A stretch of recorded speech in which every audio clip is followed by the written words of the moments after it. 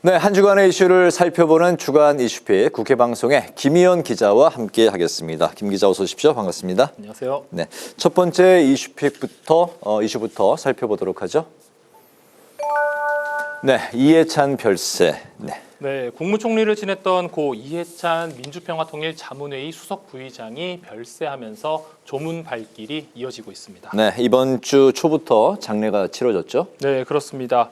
이해찬 전 국무총리가 베트남 출장 중에 심근경색으로 쓰러지면서 병원으로 이송이 됐지만 지난 25일 별세했습니다.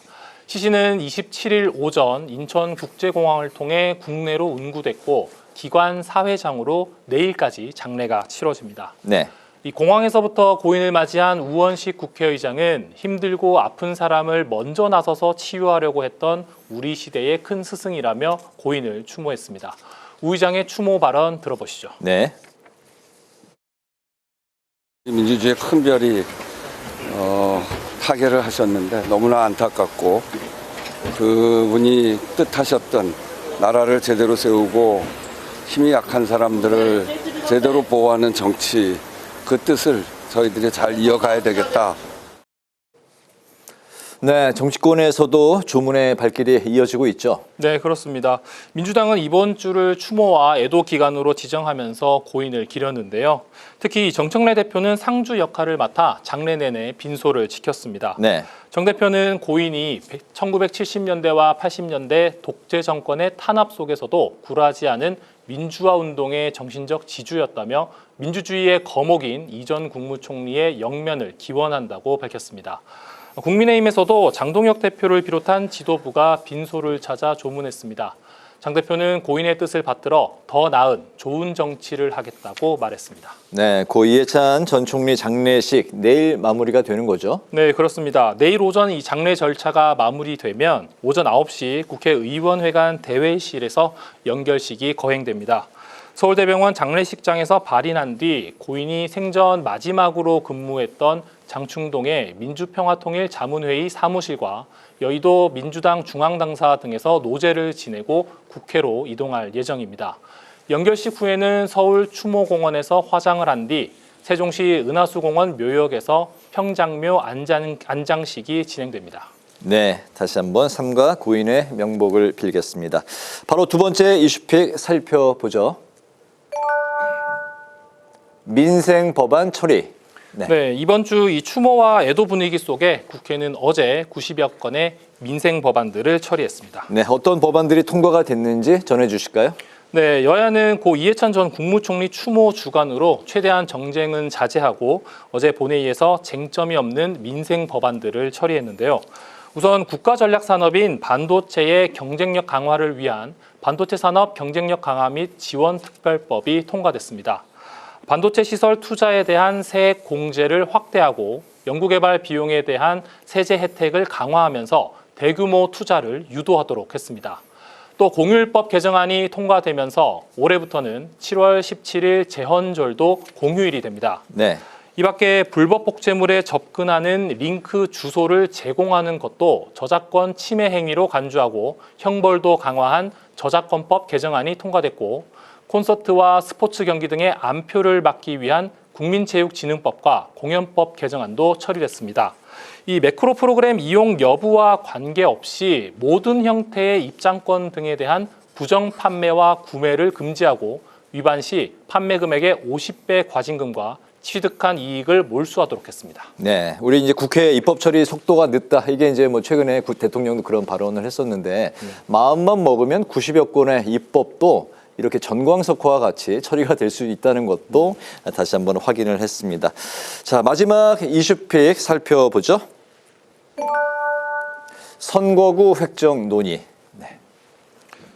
올해 6월 3일 이제 전국 동시 지방 선거가 열리는데요. 네. 이제 앞으로 4개월 정도 남았는데 아직 선거구 획정이 이루어지지 않았습니다.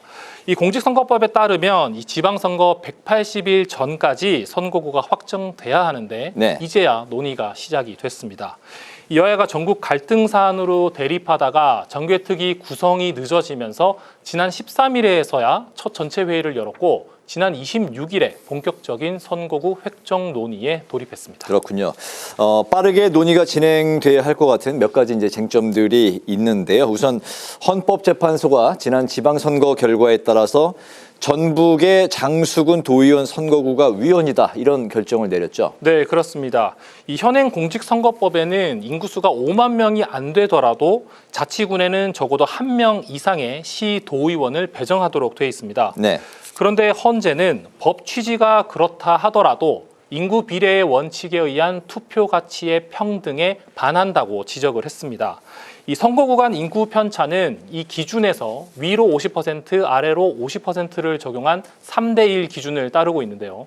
그런데 지난 지방선거에서 장수군의 인구는 전북 평균 선거인에 비해 마이너스 56.29%로 적었다는 겁니다. 이에 대해 정개특위 소속 여야 의원 모두 인구가 적더라도 농산어촌의 지역 대표성을 보장해야 한다며 인구수 기준을 평균이 아니라 최소 인구수를 기준으로 삼는 등의 방안을 제시했습니다. 네. 그러자 허철훈 중앙선거관리위원회 사무총장은 이 최소 인구수를 기준으로 하면 이 장수군과 같은 하한은 충족시키지만 인구가 많은 곳은 또 상환이 반대로 초과되면서 선거구를 늘려야 하는 문제가 발생한다고 답했습니다. 네, 모든 선거구 인구수를 충족하는 그런 기준을 좀 찾아봐야 될 것 같네요. 또 다른 쟁점은 충남과 대전, 또 전남과 광주를 통합하는 문제일 것 같습니다. 네, 그렇습니다. 이 행정통합 문제가 지방선거 선거구 획정의 이 변수로 떠오르고 있는데요. 네. 이 민주당이 충남과 대전, 전남과 광주를 통합하는 특별법을 오늘 발의를 했고 설 연휴 전까지 처리할 계획입니다. 또 국민의힘에서는 이 대구와 경북을 통합하는 특별법을 발의했습니다. 이 문제가 정개특위에서 논의가 됐는데 지방의회의 대표성 문제가 지적이 됐습니다. 예를 들어서 현재 전남의 인구는 약 180만 명이고 광주는 140만 명으로 40만 명 정도 차이가 나는데 광역의원 수는 전남이 61명, 광주는 23명으로 2배 넘게 차이가 납니다. 그래서 실제 이 시의회와 도의회 간의 갈등도 빚어지고 있는데요. 이 의석수가 많은 도의회 측에서는 현행 정수를 유지하려고 하고 시의회 측에서는 정수를 다시 배분해야 한다고 주장하고 있습니다. 네. 이 6월 지방선거 시도의원과 구시의원 예비 후보자 등록이 다음 달 20일부터 시작이 되는데 네. 이 행정통합특별법 처리에 따라 선거구 획정이 달라질 수 있어서 일부 지역에서는 혼선이 빚어질 우려가 있습니다. 네, 이제 넉 달 정도 앞으로 다가왔기 때문에 선거구 획정이 이제 좀 시급하게 이루어져야 될 것 같다. 이제 그런 생각이 드네요. 주간 이슈픽 여기까지 듣겠습니다. 김희연 기자와 함께했습니다. 말씀 고맙습니다.